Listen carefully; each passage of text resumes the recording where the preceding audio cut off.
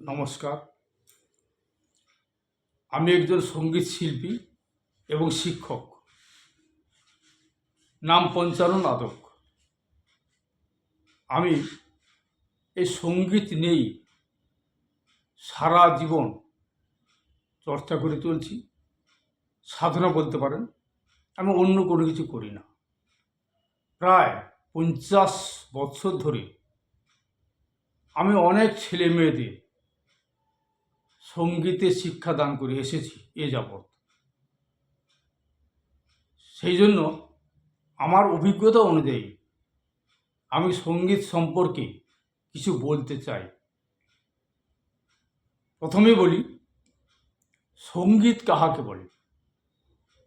সংস্কৃত ভাষা রয়েছে গীতং বাদ্যং তথা নৃত্যম ত্রয়ং সঙ্গীতম উচ্যতে। এর বাংলা কথা হলো গীত, বাদ্য এবং নৃত্য, এই তিনটি কলার একত্র সমাবেশকে বলা হয় সঙ্গীত। আবার সহজ ভাষায় যদি বলি তাহলে এইভাবে বলতে পারি, সুললিত কণ্ঠে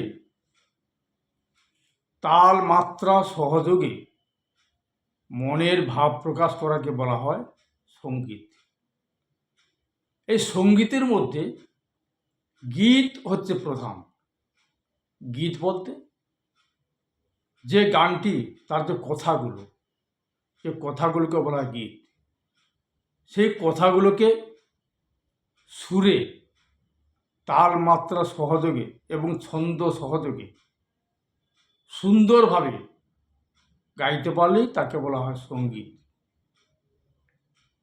তাই এই সঙ্গীতের জন্য, এই সঙ্গীত যদি জীবনে ভালোভাবে অর্জন করতে হয় তাহলে এর জন্য নিয়মিত সাধনা করতে হবে। কিভাবে সাধনা করতে হবে? যে সমস্ত ছেলেমেয়েরা সঙ্গীত চর্চা করছে তাদের উদ্দেশ্যে আমি বলি, প্রতিদিন ভোরে অন্ততপক্ষে 1 ঘন্টা অভ্যাস করতে হইবে। অভ্যাস বলতে কি? বিভিন্ন ধরনের স্বরলিপি রয়েছে সঙ্গীতের, সেই স্বরলিপিগুলো সাধতে হবে, গলাতে সাধতে হবে, তাহলে গলা হবে সুরেলা। দেখুন, প্রতিটি মানুষের মধ্যেই কিন্তু ঈশ্বর সুর দিয়েছেন। সেই সুরকে আমাদের সুন্দরভাবে তৈরি করতে হবে। তার জন্য দরকার সাধনা বা চর্চা। তাহলে কিন্তু অবশ্যই সে একদিন ভালোভাবে সঙ্গীত পরিবেশন করতে পারবে। স্বয়ং ঠাকুর শ্রী শ্রী রামকৃষ্ণ পরমহংসদেব বলেছেন, সঙ্গীত হয় শ্বাসের ব্যায়াম, দেহের ব্যায়াম নাচে। অর্থাৎ সঙ্গীত পরিবেশন করলে, গান করলে কি হয়? গান করলে শ্বাস প্রশ্বাসের কন্ট্রোল মতো তাকে ছাড়তে হবে, নিতে হবে। যেখানে সেখানে শ্বাস প্রশ্বাস নেওয়া চলবে না, তাহলে গানটি যে মূল ভাবার্থ সে নষ্ট হয়ে যাবে। এইভাবে করতে পারলে তবে হয় সঙ্গীত। তাই রামকৃষ্ণ পরমহংস বলেছেন, সঙ্গীত হয় শ্বাসের ব্যায়াম।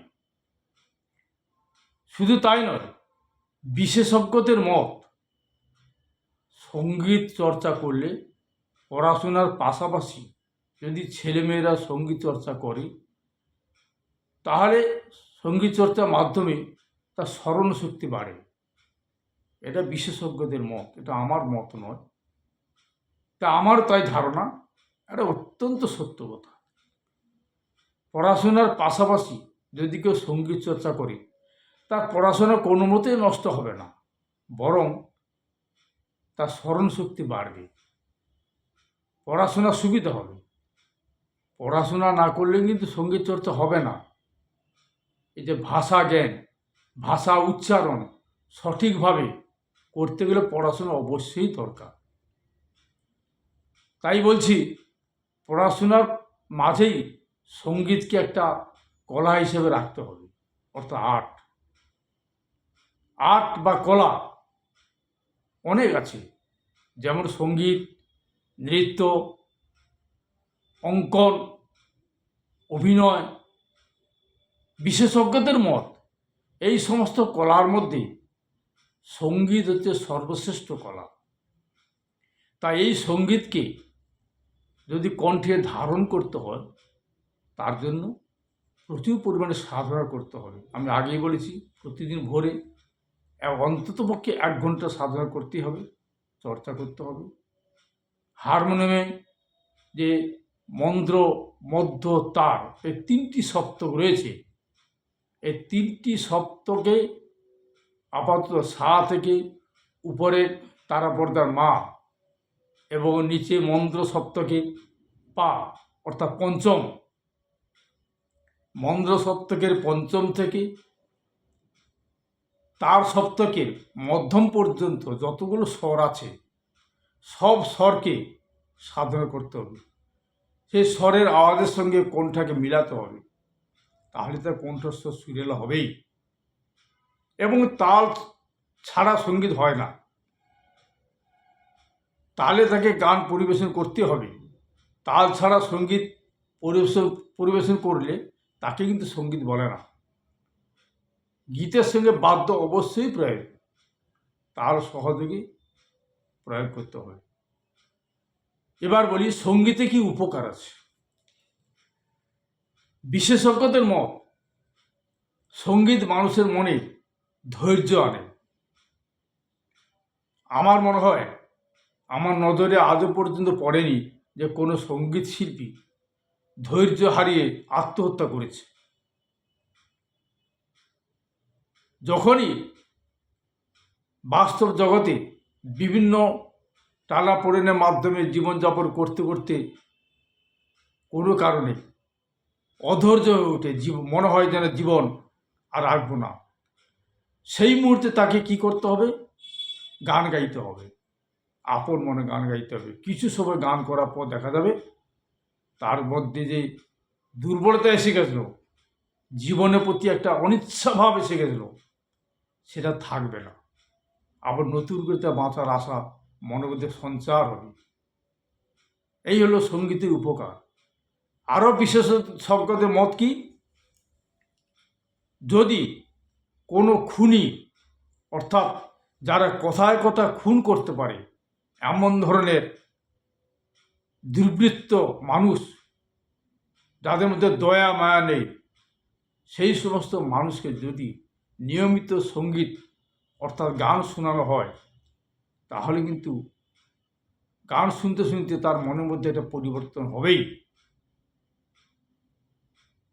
এইটা হলো বিশেষজ্ঞদের মত। সঙ্গীত সম্পর্কে আরও অনেক কিছু রয়েছে, যেগুলো শুনলে মনে হবে যে জীবনটা ওদের সঙ্গীত, সঙ্গীত ছাড়া কোনো কিছু হয় না। পৃথিবীর এই যে গুনগুনানি শব্দ, হাওয়া যে বইছে যে শব্দ, বৃষ্টি হলে যে ঝমঝম করে আওয়াজ হয়, নদীর যে কুলুকুলু শব্দ, তাও কিন্তু একটা সুরের মধ্যে বয়। সুর ছাড়া কোনো কিছুই নেই।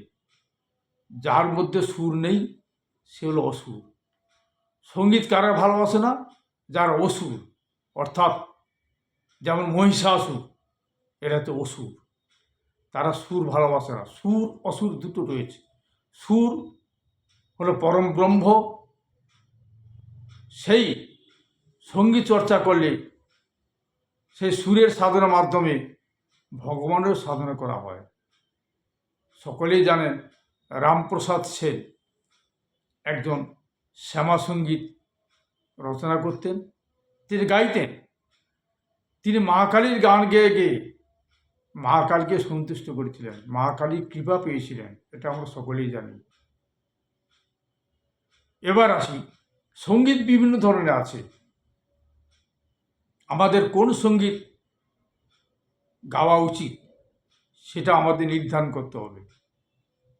যে সমস্ত এখনকার দিনে যে সমস্ত সঙ্গীত প্রয়োগ হচ্ছে, যেগুলো শুনে আমরা নাচানাচি করি, উচ্ছৃঙ্খলভাবে নাচানাচি করি, সেটা সঙ্গীতের কি বলবো, সঙ্গীতের মধ্যে পড়ে না। সঙ্গীত মানুষের মধ্যে ধৈর্য আনে। যেমন রবীন্দ্রসঙ্গীত, যে কোনো সভা মিটিং শুরু হওয়ার আগে রবীন্দ্রসঙ্গীত গাইতে হয়।